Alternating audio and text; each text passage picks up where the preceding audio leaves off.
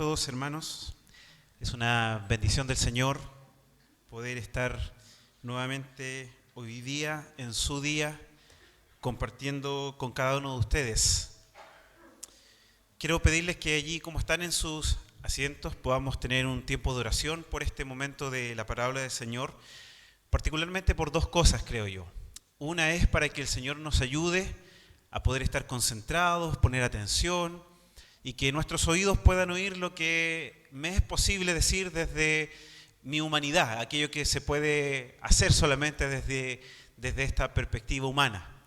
Pero segundo, y más importante aún, que nuestro corazón pueda estar concentrado en la palabra del Señor, para que de esta forma también nosotros podamos recibir lo que el Espíritu Santo puede hacer en nuestra vida a través de su palabra, que aquello sin duda alguna es lo más relevante de este tiempo en que podemos compartir su palabra. Así que oremos en esta dirección, en estas dos razones.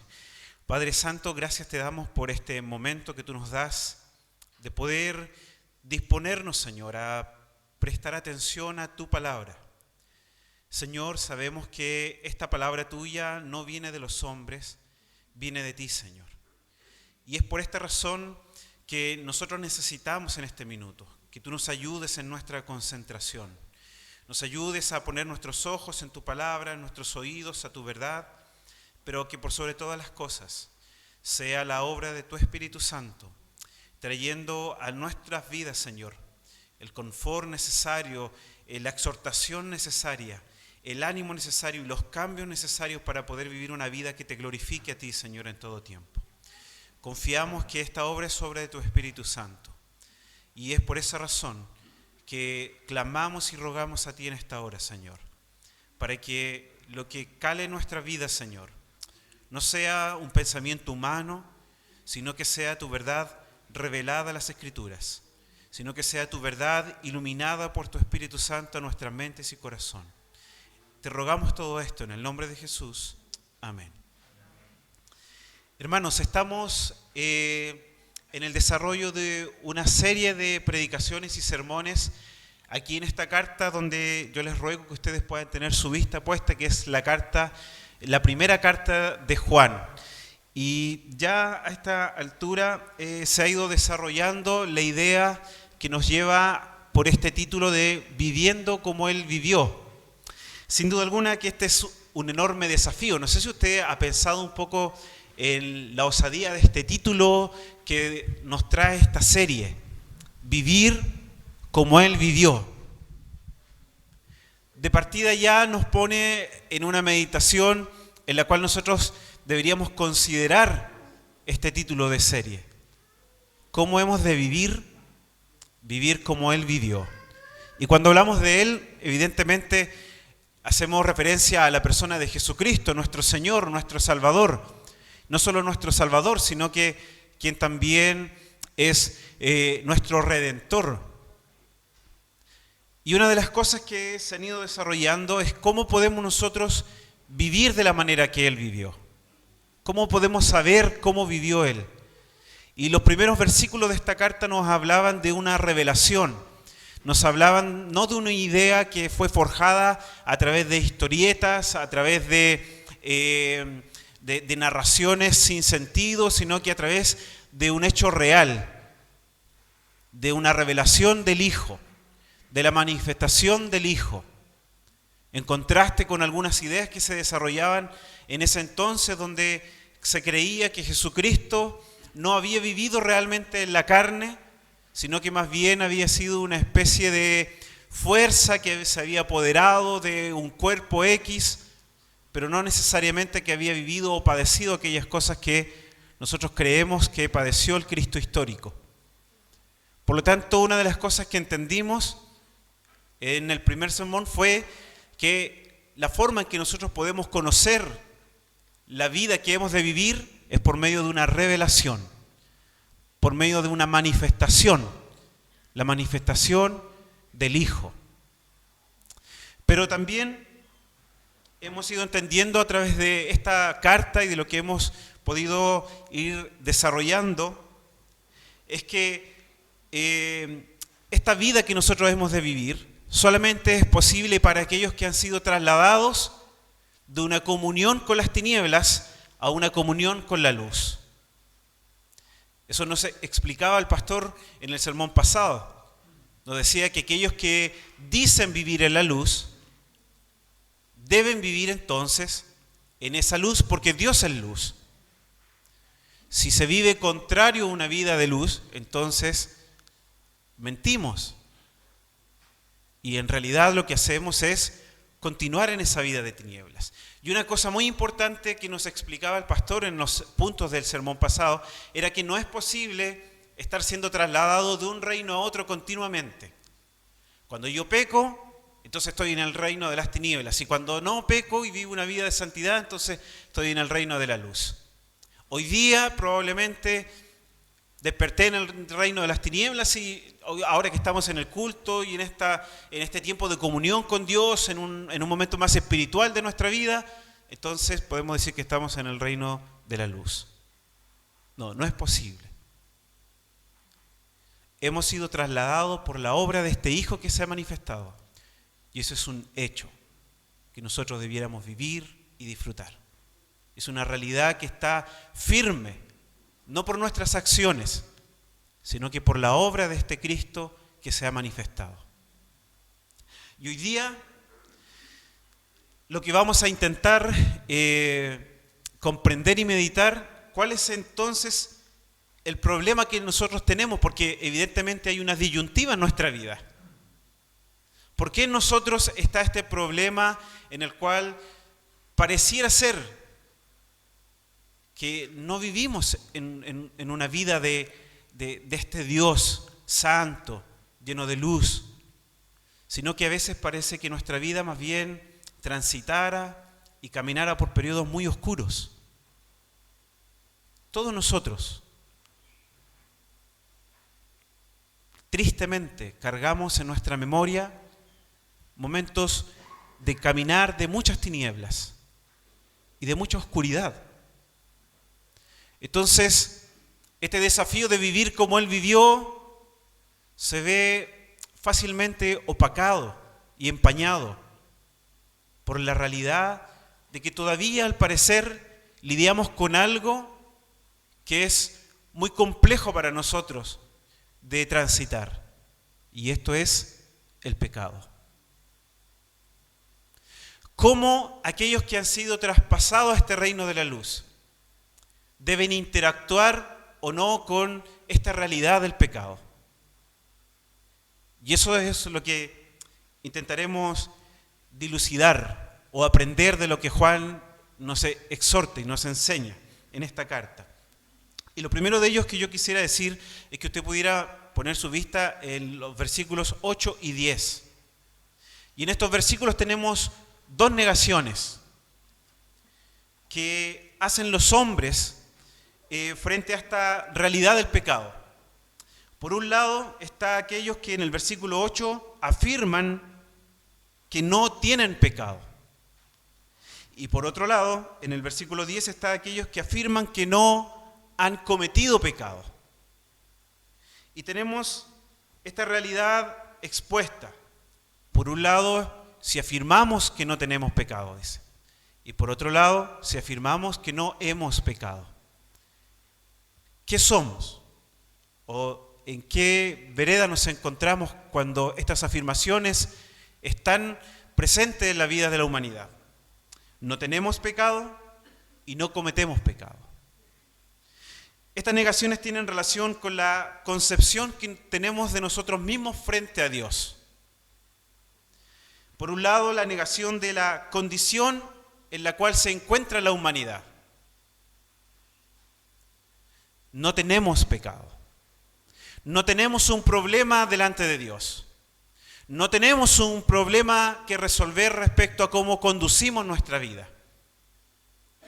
La humanidad, el ser humano, afirma que la moralidad hoy en día es algo relativo. Aquello que era llamado pecado hace 10 años atrás, no estamos hablando de una gran cantidad de años, cambios que nosotros hemos experimentado, por lo menos los que tenemos un poquito más de 10 años. Entendemos que el mundo hoy día considera que ya el pecado es parte de algo antiguo, de algo de lo cual hoy día no debiéramos preocuparnos. Porque en la práctica la moralidad es algo que va cambiando socialmente. Y aquello que probablemente en algún momento podía acongojarnos, hoy día ya no. Porque en realidad el pecado es una invención de la religión para esclavizar la vida y la mente de las personas. Entonces nos estamos conduciendo como humanidad en esa dirección. No tenemos pecado. Pero por otra parte, muchos de nosotros hemos experimentado también esta razón de decir, somos buenos. Porque paradójicamente, la maldad pareciera que ha aumentado. Y pareciera ser que hoy día está cada vez más presente. Vivimos nosotros en una ciudad, en un país que experimenta problemas sociales de seguridad. Entonces eso muchas veces nos lleva a extrapolar el pecado en la vida de otros, pero no en la nuestra. Y terminamos muchas veces afirmando, por medio de la minimización del pecado, que no tenemos pecado. Y así de esta forma fabricamos también nuestro propio estándar de lo que esto es y de lo que no es. Yo creo que aquellos que han visto noticias estos días conocieron de una situación de un portonazo que se dio en Santiago en un lugar específico. Posterior a eso murieron 2 adolescentes. Y una tía de uno de estos adolescentes fue entrevistada en un programa.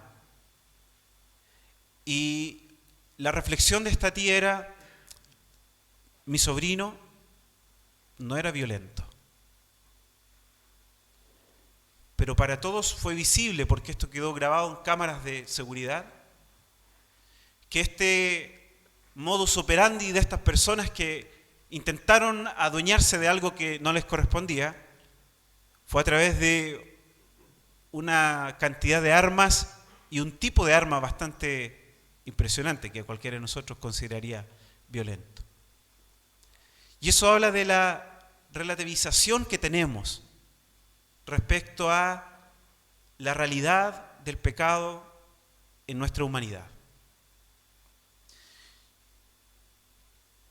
De alguna forma, Romanos 1:21 también nos da esta idea, al decirnos que la humanidad se extravía en su razonamiento inútil,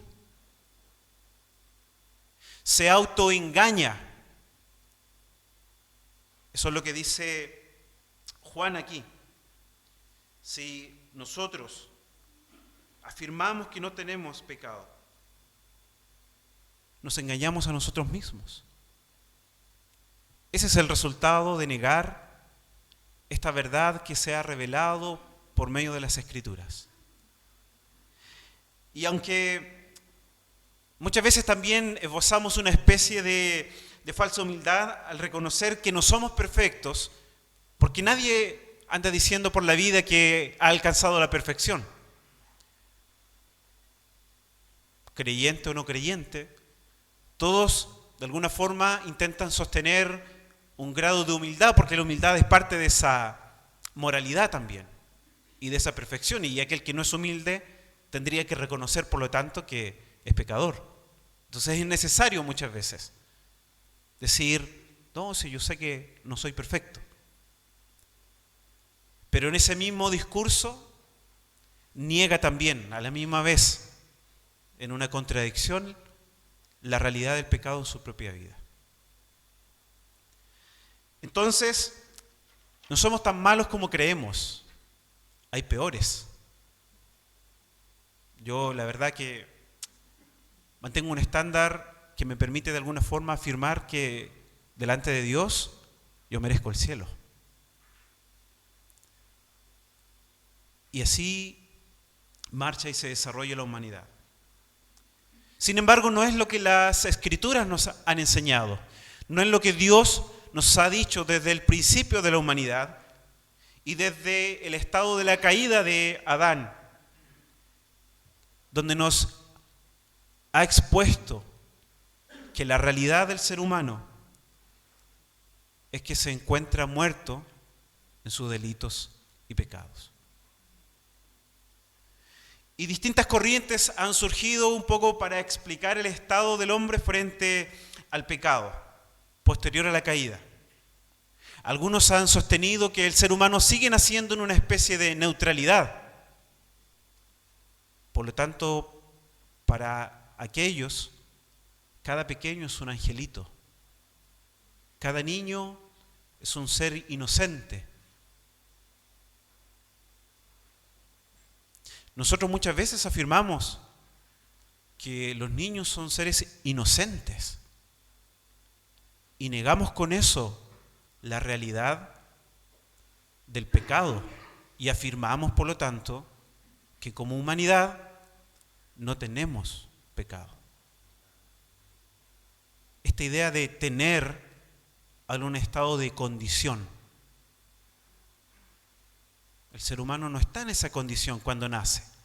Y el problema, por lo tanto, es social. Y tenemos que resolverlo arreglando la sociedad.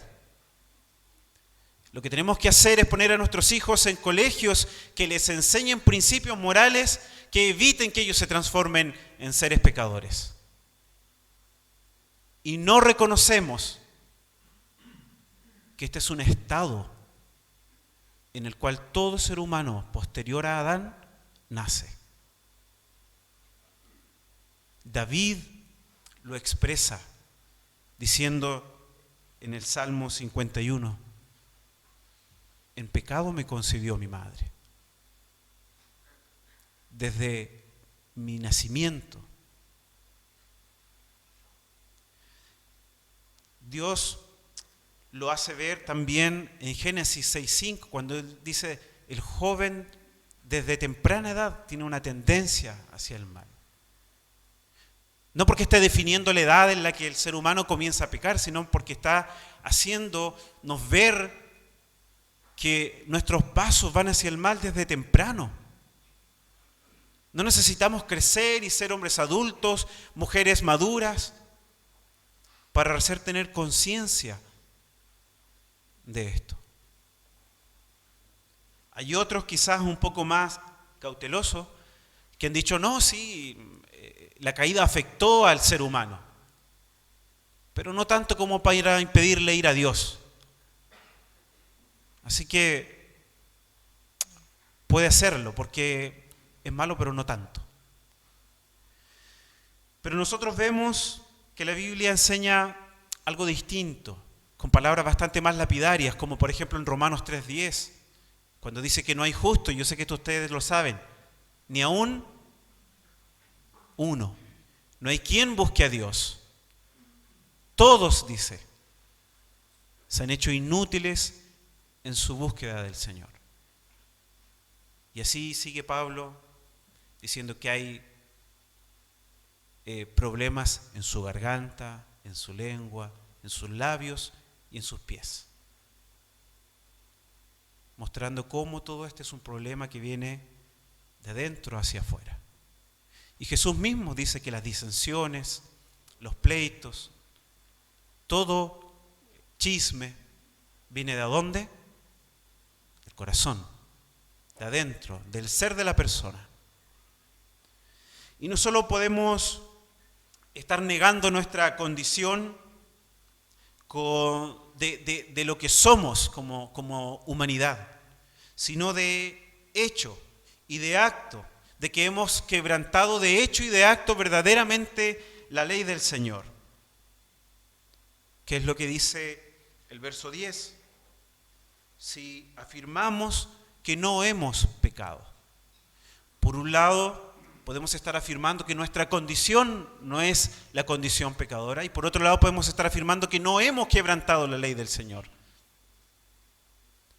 Estas dos negaciones que están aquí puestas en una negación positiva, por decirlo de alguna forma. Expresan cómo cada uno de nosotros intenta lidiar con la realidad del pecado frente a este Dios de quien debemos rendir cuentas. Pero de alguna forma también este actuar revela la condición en la que la humanidad se encuentra. Ahora, ante esto pueden hacer una pregunta que en algunas oportunidades les he escuchado. ¿Considera usted que somos pecadores porque pecamos? ¿O pecamos porque somos pecadores? Es importante la manera en que entendemos esto, porque de acuerdo a cómo entendamos el orden de esa pregunta, entonces también entenderemos cómo hemos de comprender la salvación a nuestras vidas. Si somos pecadores porque pecamos, entonces lo que debemos hacer es dejar de pecar para dejar de ser pecadores. Es un poco un juego de palabras. Pero si pecamos porque somos pecadores, entonces lo que tiene que cambiar es lo que somos. Y ante eso no necesitamos una muestra de cómo hemos de andar, sino primeramente una muestra de quiénes somos y de la necesidad que tenemos de ser transformados. Minimizamos muchas veces esta realidad de lo que somos y de lo que hacemos con el fin de librarnos de la culpabilidad. Como este mismo ejemplo que yo les daba. No sé, mi sobrino era desordenado, se portaba mal, pero no tanto como para haber padecido la muerte. La humanidad no comprende lo que el Señor ha revelado desde el principio. Que nuestro estado es mucho más profundo, nuestro estado de caída, que lo que nosotros pensamos. Por ahí alguien en alguna oportunidad dijo: si alguien habla mal de ti, no te preocupes, tú eres peor de lo que dicen. Pero eso nos duele. Cuando ocurre eso, cuando oímos cosas de nosotros, nos duele porque quizás no tenemos un concepto tan profundo de dónde nos ha rescatado el Señor y de lo que somos. Por eso nos sentimos tanto cuando vivimos en comunidad y oímos que alguien dijo algo de mí, o no me comprendió, o no fue tolerante ni misericordioso, porque olvidamos esta realidad. Porque de esa forma nos comportamos como quienes dicen que no tenemos pecado. ¿Y cómo es posible que mi hermano diga eso si él no debería vivir así? De esa forma estamos diciendo que no tenemos pecado, que no cometemos pecado y caemos en decepciones porque nos hacemos un concepto de quiénes somos más alto del que deberíamos tener. Ahora, negar el pecado también nos lleva a una falta de reconocimiento de la necesidad que tenemos, por ende, de un Salvador y del perdón de Dios. Y esto nos hace preguntarnos o nos hace mirar el texto en relación a cuál es el resultado de aquellos que niegan esta realidad en sus vidas. Por un lado, o quiénes son aquellos que niegan esta realidad. Por un lado, el texto nos dice que son aquellos que no tienen la verdad. Por otra parte, también esa verdad expresada del Evangelio que nos revela quiénes somos. Quienes niegan quiénes son es porque no tienen la verdad de quiénes son. Y se genera este autoengaño. Pero también son aquellos en quienes no habita la palabra del Señor. Por otra parte, el texto nos dice que son aquellos que no tienen problemas en contender con Dios, haciéndole pasar por mentiroso. Son aquellos que se autoengañan. aquellos que no han sido traspasados a esta luz que nos decía el sermón anterior. Así éramos nosotros en otro tiempo, nos dice Efesios 2. En otro tiempo, nosotros éramos así. Negábamos nuestra realidad, no considerábamos nuestras maldades, éramos incapaces de pedir perdón y de perdonarnos porque entendíamos que el mal no estaba en nosotros. Pero ahora entendemos nosotros que tenemos otra realidad. ¿Y cómo entonces hemos de interactuar con este pecado que continúa y sigue estando presente en nuestras vidas? A pesar de que hemos sido trasladados a un reino diferente, que ya no interactúa con la falsedad, que ya no interactúa con el autoengaño, que ya no interactúa deliberadamente con la maldad. Y esto lo vemos en el verso 9. El verso 9 dice, si confesamos. La interacción del creyente con el pecado debe ser, hoy en día, particularmente y principalmente la confesión. El que vive autoengañado no reconoce su maldad. Aquel que es perdonado por el fiel y justo vive en una vida de confesión. Aquellos que han sido verdaderamente trasladados a este reino y a la comunión con la luz del Evangelio no ignoran su realidad frente al pecado. Uno de los primeros resultados inmediatamente de ser trasladado a una comunión con este Dios, quien es luz, es el reconocimiento primeramente de quién es Él y de quiénes somos nosotros. Mientras más conocemos a Dios, más sabremos de nosotros. Más podremos dilucidar quién verdaderamente es cada uno de ustedes. La vida de comunión con Dios amplifica nuestra conciencia de pecado, no la minimiza. ¿Recuerda usted que el pastor nos comentaba que en estos tiempos de Juan había un grupo de herejías que se estaba desarrollando, que posteriormente algunos la mencionan como el gnosticismo, otros dicen que era una especie de proto-gnosticismo, algo que estaba recién comenzando, pero que, si bien es cierto, es un poco difícil de definirla en términos muy estrictos. Generalmente lo que ellos expresaban era que el cuerpo de por sí es malo y que lo que nosotros debemos preocuparnos de alimentar es nuestro interior, nuestra espiritualidad, aquello que es eterno, aquello que es inmaterial, porque la materia es mala. Entonces, no importa lo que hagamos con ella, siempre va a ser mala. Y Juan de esta forma está diciéndonos, no.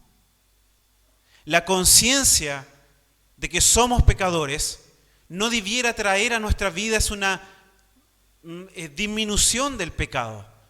O en este sentido también un desentendimiento de lo que es pecado, sino más bien una conciencia aún mayor de lo que esto es. Ellos vivían así. No tenemos pecado. Nosotros no pecamos porque el pecado como tal es un concepto filosófico que en realidad no existe. Ya en Cristo somos libres, por lo tanto, listo. Lo que hagamos ya no se puede considerar pecado.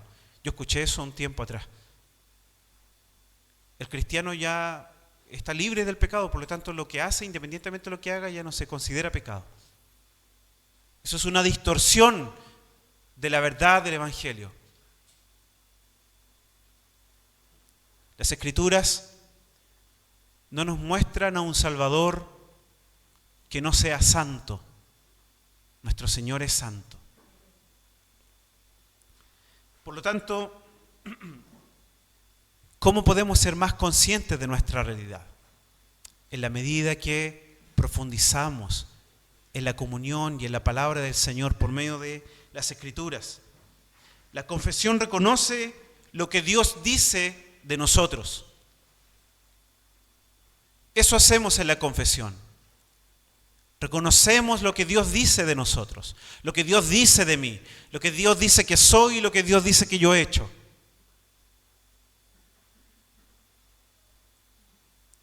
La confesión libra al creyente también de falsas ilusiones de sí mismo y también de las frustraciones de tu andar. Porque cuando nos ilusionamos a nosotros mismos de ser algo que no somos, la confesión nos ayuda a librarnos de esa ilusión falsa que hemos construido de nuestro propio yo. La confesión reconoce nuestra profunda necesidad también del perdón y de la limpieza del Señor. La confesión es una marca del verdadero creyente. El falso creyente niega su estado y su actuar. El verdadero creyente ve su miseria y corre a este Salvador, que notemos cómo es, fiel y justo. Si confesamos nuestro pecado, Él es fiel y justo para perdonarlo. Porque es importante la fidelidad de Dios, mencionada en este lugar. Porque Él nos ha prometido que nadie que venga a Él le echaría fuera. Por lo tanto, cuando estamos sumergidos en el daño y en la maldad que ha traído el pecado a nuestras vidas, podemos confiar plenamente que iremos a Él y Él será fiel a su pacto, no fiel a mi andar, fiel a lo que Él prometió y justo para cumplir en justicia lo que Él dice que hará, perdonarnos. Pero no solo perdonarnos. Y esto es una invitación a lo que viene posteriormente. No solo dice, ya, sí, está todo bien, tranquilo, no te preocupes. Sino que perdonarnos y limpiarnos. Y esta idea de limpieza no tiene que ver solamente con una idea escatológica, una limpieza futura. Es una limpieza presente. Nosotros hoy día podemos experimentar cómo el Evangelio va quitando de nuestras vidas todas esas impurezas que nos asedian día tras día. Esta idea de que debemos reconocer nuestra pecaminosidad no es para el apóstol Juan una excusa para decir, sigan nomás, total, somos pecadores, ¿qué le vamos a hacer? Muchos de nosotros vivimos resignados con el pecado. Como si, ya, ¿qué le voy a hacer? Hay que esperar la muerte nomás. Ya después de la muerte, listo, ahí sí. Mientras tanto, es una batalla perdida. Pero Juan no está llevándonos a pensar de esa forma. Juan nos dice, de hecho, en el verso 1 del capítulo 2, les escribo estas cosas, ¿para qué? Para que no pequen. Juan no está diciendo, les estoy reforzando, comentando, exhortando a ustedes a que reconozcan que son pecadores, que necesitan confesar esa realidad para que sigan en sus pecados. No. Juan hace un llamado a la santidad. Y reconocer nuestra realidad de que somos pecadores debiera poner en nosotros un sentido de alerta constante. Si yo soy pecador, si yo tengo una condición pecadora, si yo quebranto la ley del Señor, entonces ¿por qué me duermo? Juan nos dice, les escribo estas cosas, hijitos, para que no pequen, para que estemos alertas, para que seamos conscientes de que tenemos una tendencia. Vamos fácilmente seducidos por la maldad. Pero nosotros vivimos como si el pecado no existiera en nosotros. No, yo puedo con esto. Yo conozco mis límites, me dijo una vez un amigo compartiendo en un día de algunas copas. Después me di cuenta al pasar las horas que no los conocía. Y nosotros vivimos muchas veces la vida así. No, yo conozco mis límites. Pero hermanos, la Biblia revela nuestros límites. La Biblia nos dice lo que somos. Sin Cristo nosotros estamos ahí, ni siquiera al borde del abismo, cayendo ya. Y de ahí el Señor nos ha rescatado. Les escribo estas cosas para que no pequen. Por lo tanto, otra cosa que debemos hacer no es solo confesar, sino que verdaderamente apartarnos del pecado. Podemos hacer esto. La intención de Juan no es ponerle al pecado una idea simplemente de consuelo para nuestras vidas. A veces yo siento que nos consolamos con esta realidad. Sí, somos pecadores. Y nuestro consuelo queda en eso. Pero Juan nos está diciendo, no, apártense. Y hemos tenido que aprender esto con dureza, con dolor. Juan nos dice que si somos conscientes de esta verdad, es para que no comulguemos con las tinieblas, sino con la luz. ¿Y cómo nosotros podemos no comulgar con esto? Por el conocimiento de su palabra. Aquel que afirma no tener pecado dice que la verdad no está en él. Pero si nosotros reconocemos esto, lo podemos hacer solo por medio de la palabra. Teniendo una conciencia de quiénes somos y viviendo una vida intencional, cuidándonos constantemente de quiénes somos. Buscando en santidad la obediencia y abandonando toda práctica del pecado. Si continuamos en ellos tosudamente, es porque queremos estar en ellos. Y seamos honestos también en eso. Proverbios 23:7 dice que aquello en lo cual mi mente se concentra o se ocupa determina lo que termino siendo yo como individuo. Qué interesante es ese proverbio, hermanos. Es algo similar a lo que Jesús mencionó cuando dijo: todo lo que entra por tu ojo es lo que alimenta de alguna forma tu corazón. El ojo es nuestra lámpara, dice. Si tu ojo es malo, tu corazón es malo. ¿Cómo podemos librarnos y apartarnos de esto? Por medio de su palabra. Y particularmente con este último punto. Confiando plenamente en la obra de Cristo.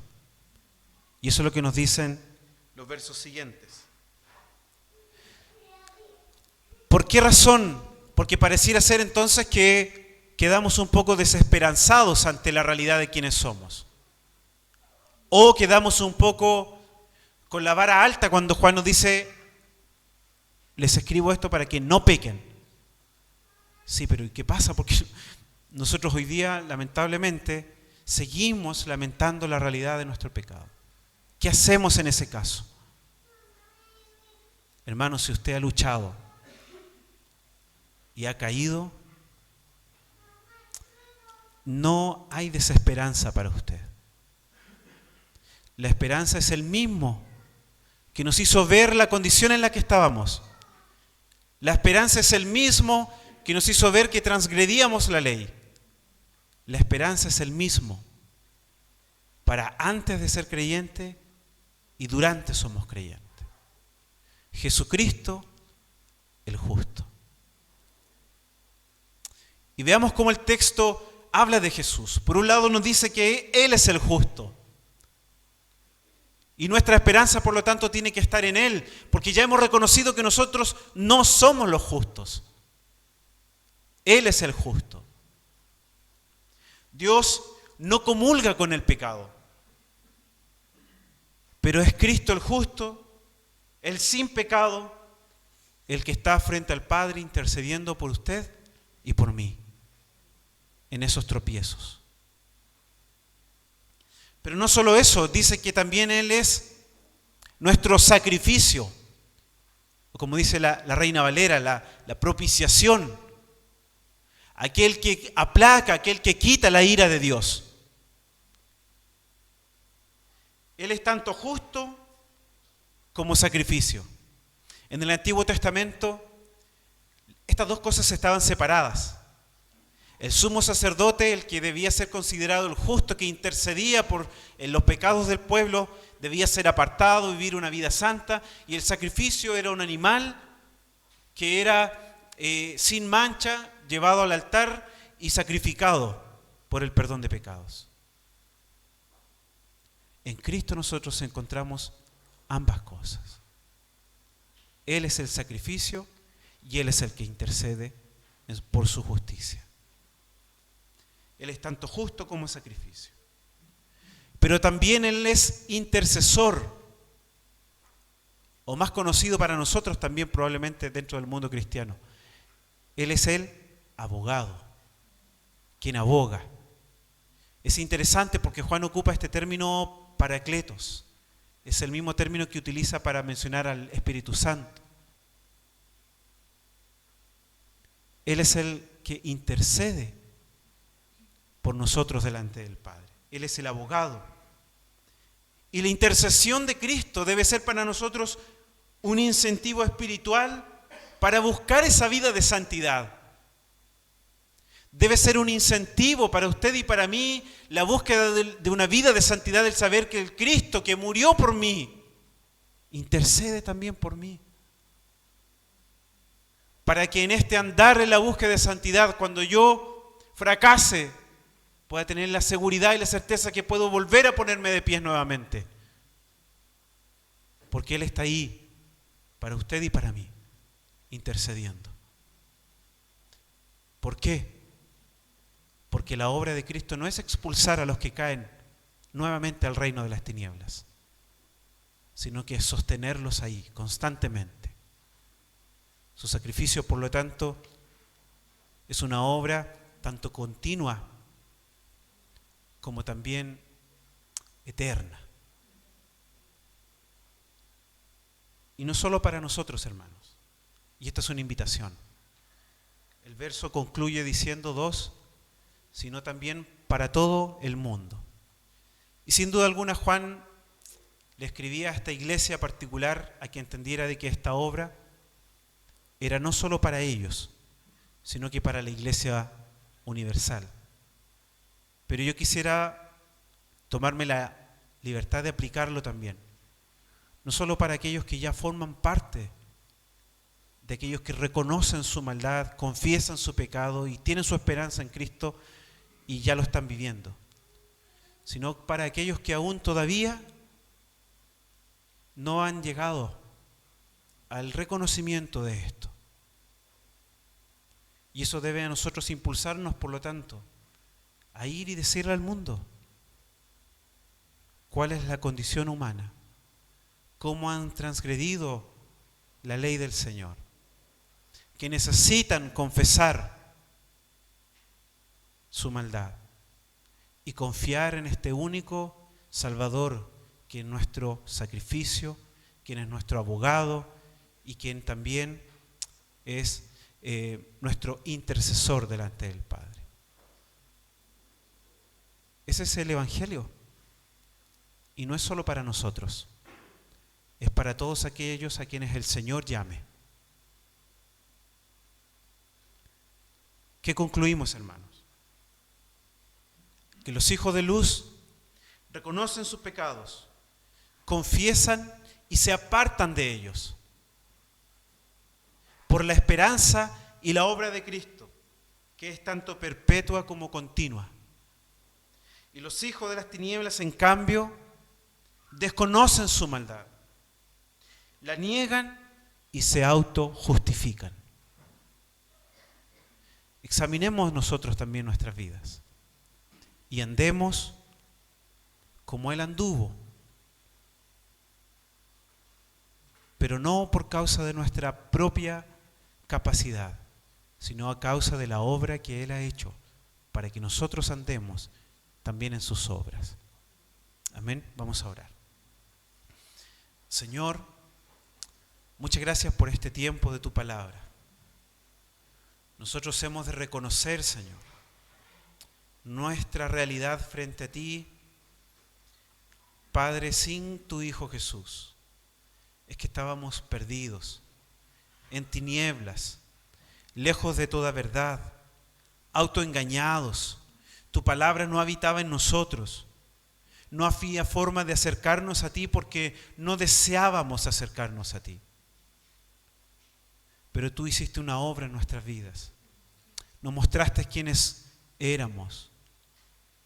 Nos diste tu verdad.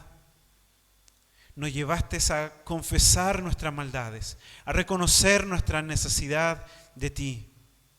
Nos reconciliaste contigo. Y todo lo hiciste por tu Hijo Jesús, quien murió como un sacrificio que apaciguó tu ira, que nos reconcilió contigo y que no lo hizo para que vivamos en nuestras maldades libremente, o más bien dicho, esclavizados en nuestras maldades, sino que lo hizo para que abandonemos el pecado. Señor, nosotros te rogamos en esta hora que tú puedas encender nuestros corazones a abandonar aquellas cosas que sabemos que ofenden tu gloria. Señor, anímanos por la esperanza que tenemos de que nuestro Redentor intercede por nosotros, a abandonar nuestras maldades. No nos permitas que caigamos en una especie de letargo o de comodidad, simplemente por el hecho de saber quiénes somos, Señor. Porque tú has transformado lo que somos y ya no somos hijos de oscuridad. Ahora somos hijos de luz y ya no andamos conforme a nuestro corazón, andamos conforme a tu verdad. Y ese andar verdaderamente debiera ser nuestro deseo, porque tú has cambiado nuestro deseo. Has cambiado el deseo de nuestro corazón y has cambiado nuestro corazón por completo, para que te busque y te desee a ti. Llévanos a vivenciar eso, Señor, cada día. Y no permitas que cuando tropecemos y caigamos, Señor, seamos desanimados, sino que aún más, Señor, nuestra esperanza pueda ser puesta en ti. Todo el tiempo, Señor. No solo para nosotros, sino para anunciar a otros, Señor, también está tu verdad. Gracias, Padre, en el nombre de Jesús. Amén.